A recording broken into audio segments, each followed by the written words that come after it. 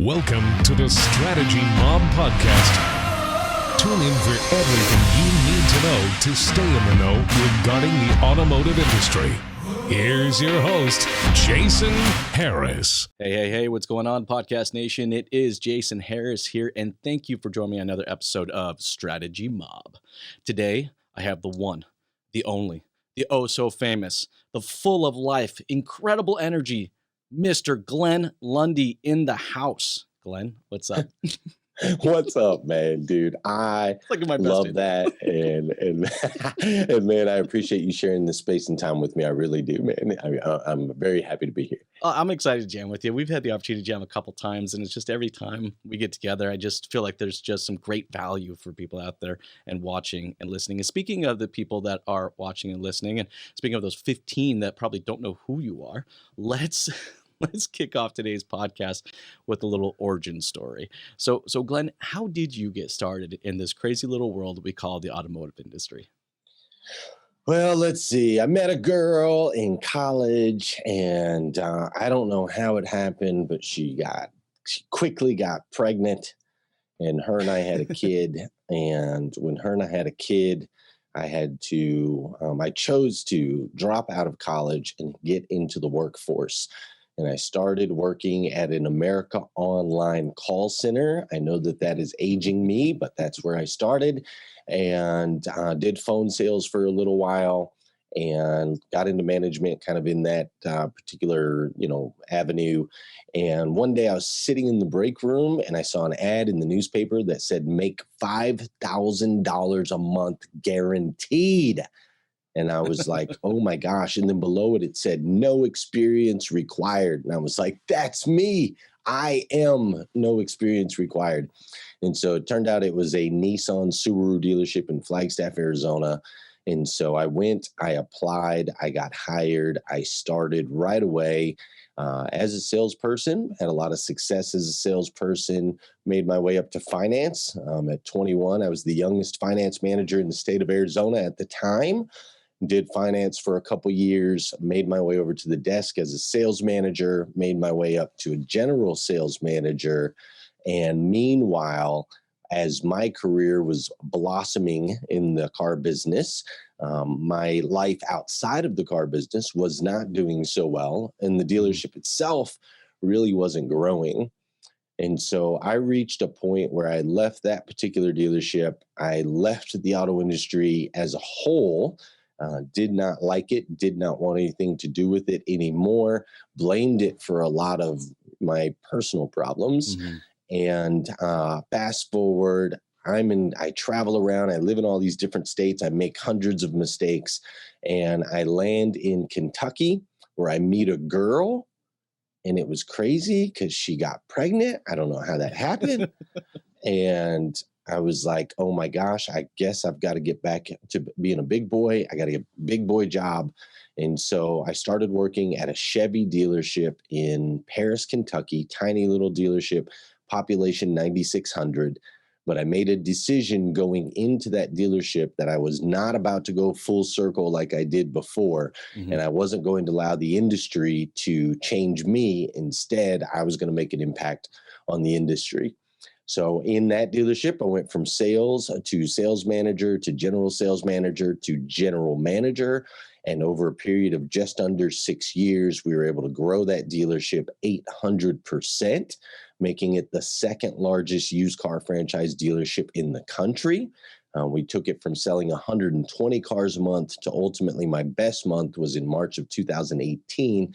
We sold 1,043 cars in 27 business days, closed on Sundays. In October of 2018, I left that dealership, and now I work with owners and general managers of dealerships all across the country, helping them scale their volume, their profitability, their overall dealership culture, and their employee retention. And that's where I'm at now, doing that thing in the auto industry from a little different perspective. That is so cool. It's like, once this business gets into your blood, it's incredibly difficult to get it out. So it doesn't surprise me that, when your days were done with the dealership that you had to do something else. When I sold my dealership, it was the same thing. I had I think maybe about a 2 month period where I was like, I'm not going to do automotive. I'm not going to do automotive. Right. I'm not going to do automotive. And yeah, that lasted, like I said, about 60 days. And I was like, I get sucked back into it. Crack, brother. It's crack. I don't know why they call it the auto industry. This No, is no, straight it up really is. crack. Once you get that fix, right? And you gotta keep going for it. And it's fun, I think, for both of us being on this side of the business because we've been in that hot seat.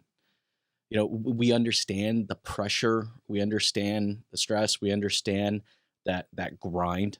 All right, from the first of the month to the end of the month. Not necessarily, I'm a big fan of that. I actually don't know many that are, but still, Right. it's like we've been there, we've done this. So it's fun to be on kind of this side and helping dealers, kind of go through that. And man, this last year has been a doozy. Whew. Like, To say the least. right? I mean, look, out of all the things that we prepare ourselves for, and I think back to like 2008 during the recession, and it was kind of this gradual, 9 month, 12-month buildup to things really kind of imploding and kind of falling apart. And I was actually living in the Southwest at the time. I was not far from you. I was in Albuquerque, New Mexico. Okay. And man, I spent a lot of time in Flagstaff. I don't think people realize that you can drive from the desert, and on your way from Albuquerque to Phoenix, you can actually get stuck in a snowstorm in Flagstaff. Oh, That's yeah. how crazy the elevation is. In fact, one of my worst car accidents was actually doing exactly that. But in 2008, we went through this, and it was kind of this slow thing. This wasn't the case. I mean, I don't know about for you, but I think for a lot of people I've talked to, it's like 2 weeks. Everything imploded, and the amount of stress that is put on our industry and on our managers and our GMs and our staff is huge. And we got a chance to talk a little bit about this before we started recording today. Mental health has always been a big concern within our industry. And I've managed a lot of people, you've managed a lot of people, you've seen how the stress of a commission only job can put on someone, especially when we have this rolling kind of seasonal effect with our sales. I'm curious for you, like, how are those conversations going right now around mental health, with management and ownership? Yeah, man, it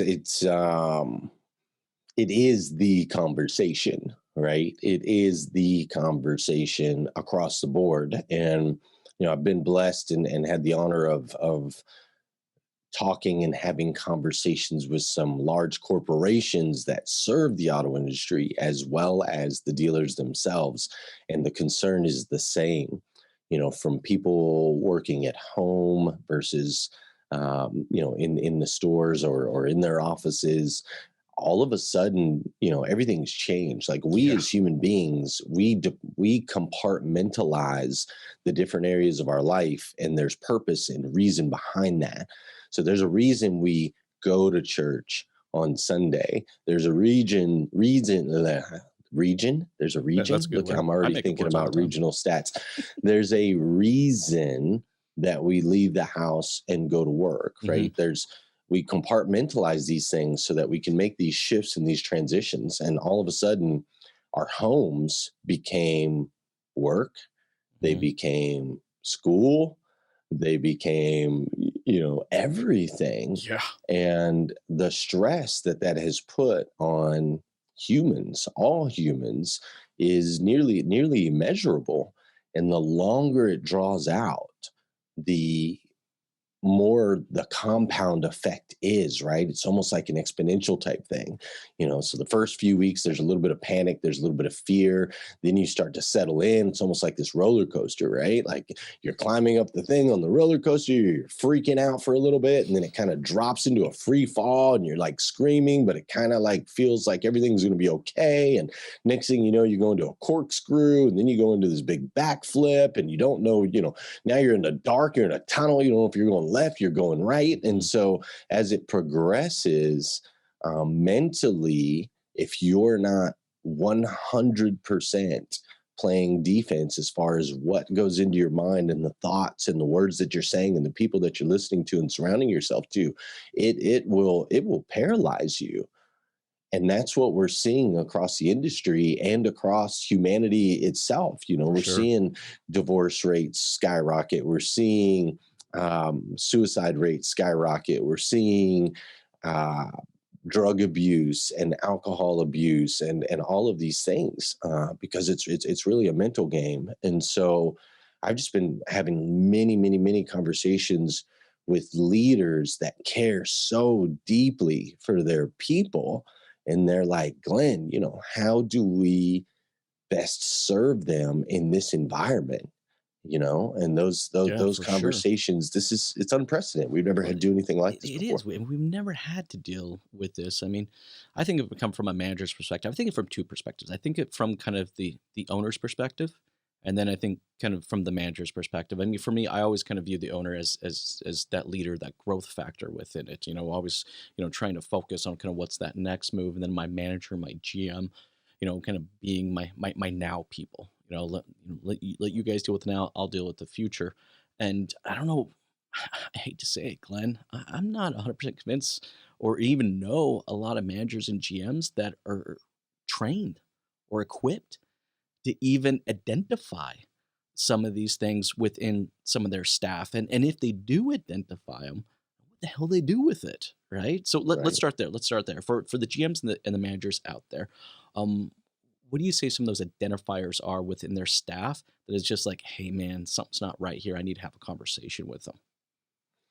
Yeah, so I think it's actually further than that. And I think if you get to that point where you start to identify it's time for a conversation, I think you've failed as a leader. Good point. So our role as the leader right now is to maximize our communication levels and become the one thing in our people that we have the blessing of leading. We have to become the one area that is stable, the one area that is safe, right? Because when they go home, we can't control what's happening at home. We don't know what their spouses are doing. We don't know what their kids are into. We don't, we can talk to them about those things, but we can't necessarily understand and step into their shoes. For sure. So what we have to do as leaders in the auto industry and in the industry as whole is we have to increase the communication to a massive level. We have to over communicate about every little thing, right? We have to have a daily meeting at the same time every single day. We have to have Zoom check-ins with people that aren't necessarily working on site and make sure they still feel like they're involved and part of the team. We have to do things on a structure and a schedule because they might not know what's going on tomorrow and whether or not they're going to be able to go to a restaurant, go to a gym, or take their kids to school. But they need to know that they have a meeting at 9 o'clock with you where they're going to be seen, they're going to be held accountable, and they're going to be held responsible. And they're also going to have an opportunity to express any concerns or any worries, and that there's going to be an ear there on the other side that is not necessarily going to say, I understand, but is going to say, hey, it's okay for you to feel right now. It's totally okay to have I love that. feelings, right? Like, I'm okay with that. I might think different than you. I might see things different than you. I might have a different way of attacking this than you, But but giving them the you're authorization allowed to to actually, yeah, feel. exactly. And look, we've been in the car business for a long time. I'd be the first one to admit that um, my EQ or my emotional intelligence is not overly high. Sure, Like sure. I just we talked about earlier. Look, our industry is kind of suck it up, buttercup. That's it. There's a lot of dealerships out there, and I think that's probably one of the best first steps that any leader can give their team is literally giving them the authorization to feel, because I don't feel like I ever had that Mhm. early in on my career. Did you? Oh, dude, not at all. Right. The owners I worked for originally in my career, they didn't even have any kids. They had two dogs that they brought to work with them every single day. They took their dogs to McDonald's every day and got them McDonald's sandwiches for lunch, right? Like, and we were open on Sundays. We worked every single day except for we were off 2 Sundays a month, but we were expected to answer the phone and be on call on those Sundays. And I felt like an a-hole if I asked Like I wouldn't even ask to go to a dance recital or to do anything on a Saturday. Are you kidding me? If the dealership wasn't first number one priority, that you got kicked in the teeth, and that's the environment I grew up in. Oh And man, I was the same. I mean, I remember one time asking my manager for time off to attend a funeral, and it was a Saturday, and he was like, "Seriously?" That was his response. I'm like, mhm, okay, like I felt bad asking my management to be able to attend a funeral. Now, I don't necessarily think that's the case in a lot of places. I think there are some that maybe still like that, but I think probably the majority of our industry has probably grown to have a bit more sure. emotional intelligence than giving someone crap for wanting to go to a funeral. But True, but it's still the standard. You see the it memes, is right? it There's 12 is. feet of snow. Somebody posts the meme like 12 feet of snow, city shut down, dealerships open, right? Yeah, Like showed up late, that's give me 50 push-ups, right? Did you have to that's do that? I had to right. do that. Like I was like That's right. it was no, sorry. It was give the manager $20 or give him 20 push-ups. It was one or the other if you showed up late. Um, Right, right. no, so like That mentality still exists. It's still it very does. testosterone filled, and so I just think it's so important that, like you said, nobody's had training in that. We've all been developed by the mentors before us, and so it's important to recognize, like, hey, I'm not an expert in this, and I don't know what the heck I'm doing, and I'm okay with that. But a great starting place is I'm going to let my people feel, and I'm going to consistently be here for them as a safe place to allow them to experience this season in whatever way they need to experience it. And what does that look like as far as kind of support? Because like, look, I'm better now. For the last, I would say the last 3 years, I've gone through kind of this self awareness journey to try to understand why I feel the way I feel and how that affects me both physically and emotionally. But when I was a manager, I had none of that. So I think there's a fair amount of managers out there that are listening right now. And go, okay, guys, I get it. I can have a chat with my team and say, okay, I'm going to authorize you to feel.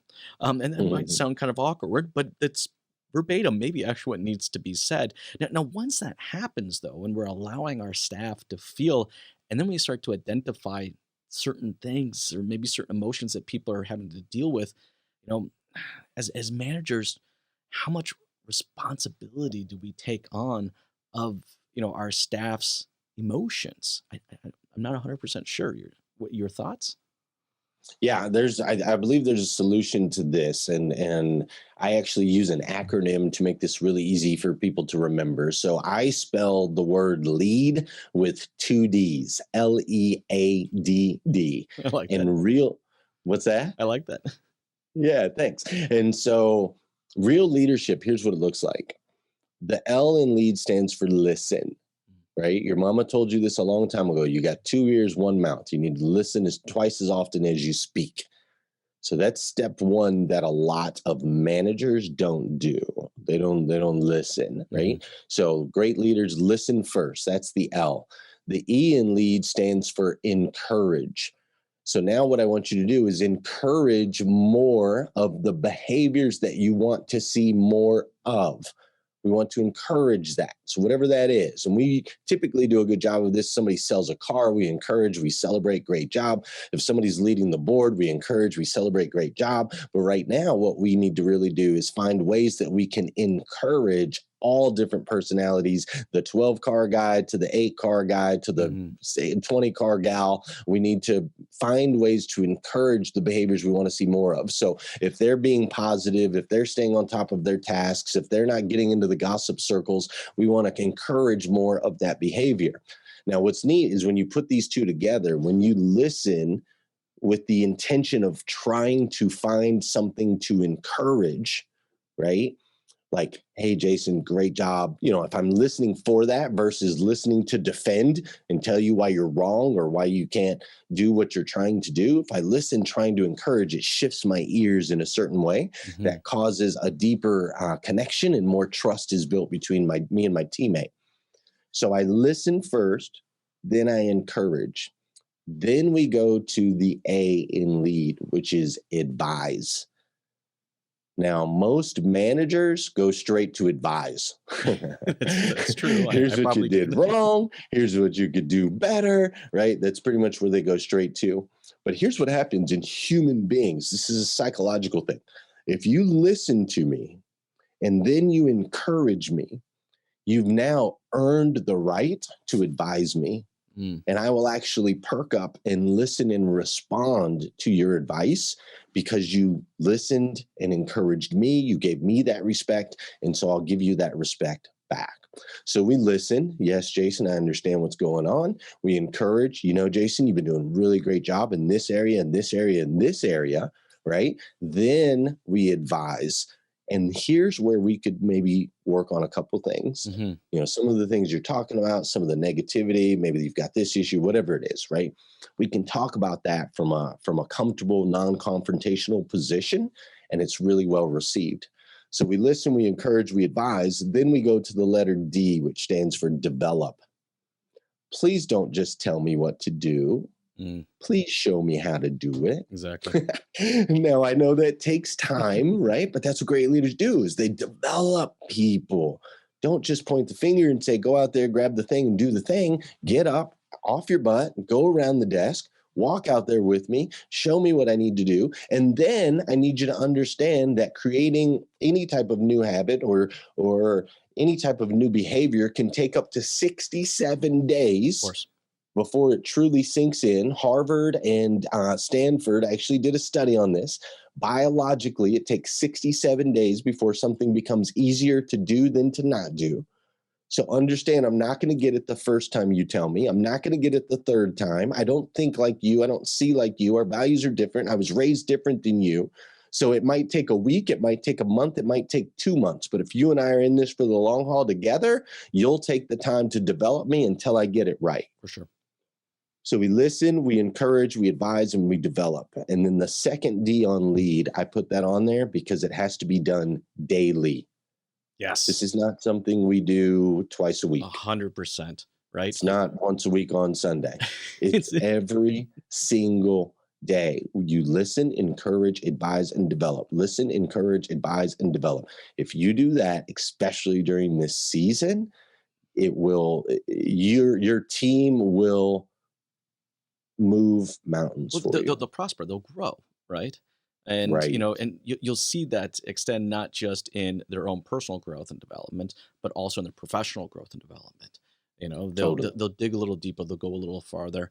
All right, the better that they understand themselves, all right, the better they can help others. I love the last D. I got to be honest with you, that's my I love it all actually. I was thinking as you were saying, the A. I'm like, oh man, I was bad at that. I'd literally I'd skip everything and just go straight to the. You know what you just did, Right. like, That's what most people look, do. I admit I was a manager like that, and I got better, like I sometimes I think of like Jason now and then young, gun shooting Jason, in the seat, back in the day was just two totally different people. I don't think I would have liked that Jason. I got to be honest with you. I don't think I would have liked him and Right. got along with him much, right? Right.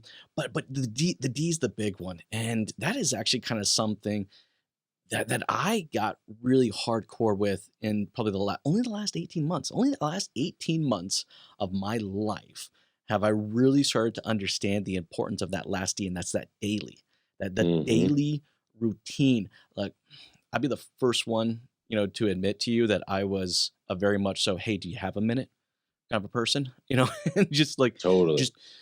just I would just interrupt, and I felt like I was busy all the time, but never being productive. And it was about 18, maybe a little 24 months, somewhere in between there. I said, this ain't gonna work. This isn't gonna work for my business. This isn't gonna work for my family. This is not gonna work for my employees. Like I got to get serious about it. And it actually started through making content. That's where I saw Mhm. actually the value in it. Was I was making Sure. content, and I had to put content out there daily. So then to do that, I had to create a routine around that. And then once I saw the value in creating that social routine of putting content out there, I'm like, wow, I can do this in every part of what I do on a regular basis. And boy, that has really changed. But look, it's not easy for everybody. I don't think I've met anybody out there that would disagree that a routine is important to Sure. executing and connecting with staff and customers on a regular basis. But I don't think a lot of people know how to just get started. So I guess that's where my next question for you is like, and how do you get started in that mind frame around creating routines? Yeah. So systems and processes are what keep us out of trouble, right? We when we drift, when we have no direction, that is where, whatever word you want to use, but that is where, sin or just No, no, I the hear you. negative Yep. things that take you backwards. That's when it creeps in. Hmm. It creeps in when you worked all day and you get off at 8:30 or 9 o'clock at night, and you don't have a routine. You don't have a system. That's why this industry can be really hard on a lot of people and really hard on a lot of relationships, is the inconsistency of when we're going to get off of work and what Hmm. days we're going to work. Makes it hard to create a consistent every single day process. So for me, my suggestion to everyone is we have to start with the one area that we typically can control, which is our mornings. Our I like mornings, that. depending on what time you choose to wake up, are really one of the only controllable parts of the day. As the day continues to progress, different things happen. So I got to This ask, pops up, that pops up, email, what text. time does Glenn Lundy wake up? Now I'm waking up at 3:20. Oh, jeez almighty. Okay. I get up at 3:20. It Wow. used to be 3:50, Are you in but bed by now, 6? Are you in bed? yeah, it used to be 3:50 because my show that I do, my morning show, Yes. has a lot more production than it used to. So now I have to get up at 3:20 a.m. But I had to find a space where I could spend 1 hour a day Yes. not getting pulled by anything, right? Hmm. Not getting pulled by emails, not getting pulled by texts, not getting pulled by clients, not getting pulled by any of my 7 children, not getting pulled by my wife, not getting pulled by anything. And for me, it's 3:20 a.m. For you, it might be 6:20 a.m. It might be noon. Maybe you work third shift or something like that. Like, I'm not an advocate. I'm not sitting here saying you got to wake up at 3 o'clock in the morning. What I'm saying is you've got to find an hour or so. You've got to find space in the morning Hmm. that you can build your foundation so that you can, whatever storms come throughout the day, you might be swayed or you might be bent or you might get shaken, but you're not gonna fall, right? You're not gonna fall. So morning routines, I believe, for everyone is really the first step. There's triggers that you can set in place to remind you to do certain things at certain times in certain ways with a system and order that is very unlikely to get disrupted or disturbed Sure. by any outside influences. No, look, we have to take those moments. I mean, I don't start at 3:20. I've been pushing myself. I'm right around 5 a.m. now, so I Congrats, will man. look. That's a I'll great time. continue to get there. But no, I'm with you though. Between 5 and 7 o'clock, when everyone is still asleep and my staff is not working, is just that time where I usually it's the amount of time it takes me to finish the coffee I have at that moment is just me time. So it's not I haven't opened the emails yet, and then once the coffee's done, then I have to open the emails and just kind of finish off whatever needs to be finished off. Now, what I realized though when I was doing that is I was sending emails to staff members at 5 in the morning, and Right. you know what ended up happening? By accident I was accidentally imposing my routine onto others. So I had to figure out, but I figured it out. I can actually schedule emails to go later Sure. because just because that works for me, to your point, like you said earlier, that doesn't necessarily mean it's going to be everybody. So I realized I had a staff member was waking up in the morning so that they could respond to my emails. I'm like, no, no, no, no, don't do that. Right. But it's that time is so insanely important to kind of set the day's tone. Now, I also do this a couple of times throughout the day where I may just take 10 minutes to shut off the phone and just if it's listening to music or I listen to a quick podcast or a little bit of an audio book, but it's I don't know, I guess that's kind of that mental check in. But have you seen, I guess what I'm asking is that this is an amazing thing to do, right? Creating that morning routine. I don't necessarily see that as a training model for a lot of our GMs and for our salespeople, right? Like we expect the second they walk through the door that the chest plate's on, the spear's in hand, and they're ready to go to battle. That's Right. not always the case, So I'm curious, just from your perspective, is this something that should be done kind of at home, or should we give our staff 30 minutes or 15 minutes before they get there to kind of decompress and get started for the day? Yeah, so it's a combination of two things. So um, I taught my employees at Dan Cummins, and then I highly suggest the dealers that I work with now that they teach the morning five simple steps to an extraordinary life is what I call it. And those morning five, it's really simple, right? Don't hit the snooze button. Don't touch your phone first thing in the morning. Write down the things you're thankful for and your goals. Take care of yourself physically. I don't care if you crawl, walk, run, whatever. Get your Mhm. body in motion, because an object in motion stays in motion, tends to stay in motion. An object at rest stays at rest. And then step 5 is we send out an encouraging message. We've been building up this powerful energy, this positive energy. Now we release that into the world. So I taught my employees the power of a morning routine by teaching them the power of a morning routine and giving them those 5 simple steps to follow every single day. What I found is my team started making better decisions the night before, because you cannot have a powerful morning routine if you're up playing Fortnite and drinking with your buddies until 3:30 in the morning. It simply doesn't work. No, it really doesn't. So by teaching them life skills and not just job skills, we were able to get way more production out of them. Plus, they enjoyed their work. Plus, they didn't have all the drama at home that typically can come. I don't want to say typically, but that can come in this industry. So Oh, yeah. that's step 1 of it. Step 2 is you have to look at your dealership's morning routine. Standard morning routine in most dealerships that I step into when I first step in, the standard morning routine is some people come in a little early, some people come in a little late. Some people go straight to the coffee machine to hang out, some people read a newspaper. Almost all of them are talking about what's for breakfast. Let's just be real We're here. already making Are we lunch having plans. sausage burritos today? What are we getting? Where are we going? So then by 9:15, somebody's out on the breakfast run. Somebody else is going and grabbing the Monster energy drinks that they need. Mhm. All these different things are happening. And maybe, just maybe around 11 o'clock, we've got a team that's like actually starting to be efficient on the floor. So we're missing 2.5, 3 hours a day in these dealerships.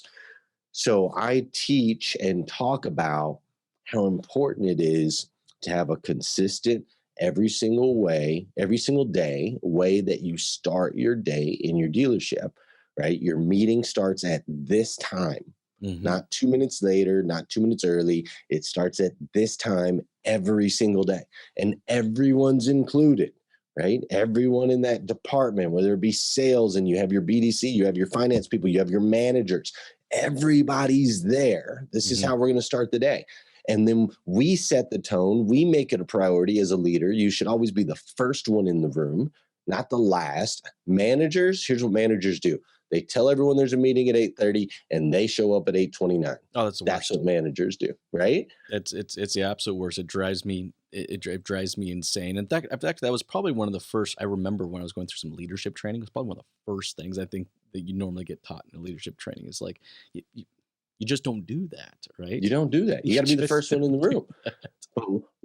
And now once you're in the room and you've got this consistent routine and you're setting the tone using positive music that doesn't have, preferably music that doesn't even have words, because we don't want to influence anybody negatively in any way, shape, or Good form. point. I Like like that. I've walked into dealerships where they're playing like, heavy metal, Megadeth, or, WAP, or any of these crazy songs first thing in the morning. And I'm like, dude, there's a time and a place for all that music. You want to listen to that when you're in the gym cranking out? That's cool. But we don't want to set the tone for a team like die, right? Like they're getting ready to go talk to people.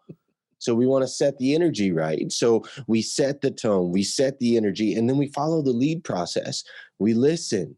And then we start the meeting with encouragement, encouraging the behaviors we want to see more of. Great job, John. You got a great Google review. I appreciate that. Great job, Sally. You went out of your way for this customer and got us a good survey. Great job. Whatever. We encourage. That's how you start the meeting. That makes them want to come to your meeting. I know. Can you think of it? Actually, a Saturday morning meeting that I actually want to come to. Yes, it makes them want to come. So we encourage. I did have some managers. I did have some managers that like I enjoyed coming to them, and then man, there was some that were just absolutely atrocious. I do remember this. I remember this one. I remember because he had a lazy eye, so you actually never knew which way to look at him. You know, if like he's going this way or this way. It was always very, very interesting when he was talking to you about performance because you're like, going this, but he was a ex-football coach, and so he didn't necessarily know how. Like he knew how to coach people through their efforts, and boy, was it something. It was an entirely different experience, you know, when you can get to that place and you can coach someone just not on their professional life, but on their personal life. You know, to your point, right? Now, I'm sure, you know, like you and like myself right now, it's 2021 is here for the most part, right? Planning and getting ready for this time of total uncertainty kind of goes into what we've been talking about to this point around mental health, around how we overcome that with some morning routines. You know, man, I got dealers right now. We got plan A, plan B, plan D, and plan C, like plan C and D. You know, just because there's just so much uncertainty out there. And I'm curious for you, and how are you kind of navigating that right now with your clients of, you know, planning for 2021 during this time of uncertainty? Yeah. So the biggest piece of advice I can give to all dealers, and it doesn't matter whether it's 2020, it doesn't matter whether it was 2008, it doesn't matter any of those things. The biggest mistake we've made in this industry is we look at it so finite. We look at it in 30-day windows and 30-day cycles, and we've programmed ourselves to make decisions that are ultimately going to impact the 30-day without thinking about how those decisions are going to impact us on an infinite playing field. So Simon Sinek wrote a book called The Infinite Game. It's an incredible book. Everyone should read it and apply it into their dealerships. So planning for 2021 should really be like, how do we create plans for all scenarios moving forward so that we can stay in this game of business forever? That's the goal. Right. How do we make decisions today that are going to keep us in the game? Because COVID, recession, depression, war, pandemics, all of these things are seasons. They have come to pass. So we have to start thinking bigger. How do I create an ecosystem that no matter what we get hit with, we're prepared? And that falls along with what you're talking about, Jason. You've got to have a plan A, a plan B, a plan C. You have to be ready to execute on these plans. You have to have communicated these plans. These plans have to be in writing. They can't just run around and hang out in your head. It has to be 100% mapped out. What if something happens to you? Exactly. I don't want to be morbid or nothing. No, but if you've got brilliant plans and you go down, then what? How many people lose because you didn't take the time to map out the strategy? So plan A, plan B, plan C, it's almost like navigating through the jungle, right? Like you got to be prepared for lions, elephants, snakes, tigers, bears, but you also got to be ready to reap the rewards, the gold. When you find the gold in the Egyptian tomb or whatnot, you have to be able to be prepared to take that home and celebrate all of your wins along the way. But I think ultimately the biggest thing that I've been talking to my dealers about is, dude, let's not make decisions today. Like, there were so many dealers right at the beginning of the pandemic that like fired half their people or more. And I was like, whoa, what are you doing? And then fast forward, they regret it because they lost great talented individuals to their competitors, but they made a finite decision, freaked out, made the decision, and now they regret it later. So slow down, take a deep breath, and don't say, okay, what are we going to do for the next 30 days? Start asking yourself, what are we going to do to make sure we're in this game for the next 30 years? Oh no! You're so right. We got to stop being reactive, right? Like when we're putting plans together, it's not necessarily, to your point. I actually like this. When we're talking about kind of next year plans or 2020 plans, it's not really a 2021 plan. It's a plan how we're just going to continue to do business. So often I feel like I was kind of picture a lot of dealerships like a dam with a bunch of little holes in it, right? And we're just constantly going around and just kind of plugging each one of the holes and then moving to the next hole, the next hole, the next hole. But in reality, we have to step back, look at the entire dam, and say, okay, well, all right, how am I going to address this? So instead of addressing those little tiny fills here, it's like hiring, for example, right? A lot of people are running into that right now. Like, how do I hire people or bring new bodies in during COVID? Well, it's like, well, actually, it's great that you're talking about it now, but it should have been a plan that was actually put together a long time ago. So it's instead of just trying to constantly plug the holes, it's trying to look at that bigger picture. And I love that, Glenn. I think that's absolutely perfect. And two things to that. So, we've been able to, you have been able to interview candidates via video for about 20 years. Exactly.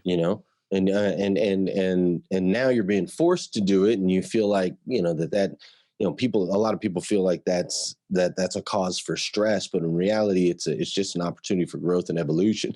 But you mentioned stepping back away from that dam. And here's the thing, when you step back away from that dam, be prepared to realize that you don't even it might be time to blow the dam up. True. Good point. Might not even need that dam. That dam was technology that you built back in 1950 to solve a problem. It's 2020. Dude, there's all kinds of new things that are going on. And so I agree. Instead of just plugging holes, step back, take a look, but be okay with and prepared to say, holy smokes, I didn't even realize it, man. We've only been doing this because it's the way we've always done it. What is it going to look like in 30 years? Do we still need a dam 30 years from now? Exactly. And if we don't, let's start building what we do need now so that we don't put ourselves in this position again moving forward. And you know what? I think you've seen the same thing that I've seen, is that those dealerships that were very proactive in their planning efforts, their hiring efforts, and their best practices, years ago, have truly kind of benefited from that future planning. Look, Glenn, I know it's towards the tail end of our time, and I'm sure we could probably jam for another hour easily. But before I let you go, though, for all of the people that are watching and listening right now, and just, man, going, this is great content. I want to connect with Glenn. I want to continue following Glenn and learn from him. What is the best way to connect with you? Yeah, I think the best way, if you go to GlennLundy.com, that'll connect you to all my different social media platforms. It'll also connect you to, the Morning 5 ebook that I wrote that you can download for free that talks about those powerful morning routines. It also connects you to my show, my Rise and Grind group, all of that stuff you can find at GlennLundy.com. So connect with me over there. Would love to get to know you and start a new relationship and see if I can help you moving forward, not just in 2021, but for years to come. That's awesome. Hey, Glenn, thank you so much for taking the time to jam with me today. This has been a ton of fun. You have yourself an amazing day. Thanks. You too, man. Appreciate you. Thanks for tuning in to the Strategy Mob Podcast with your host, Jason Harris. Don't want to miss new content? Be sure to sign up to be a mobster at strategymob.com to stay in the know. Remember to like, comment, and subscribe.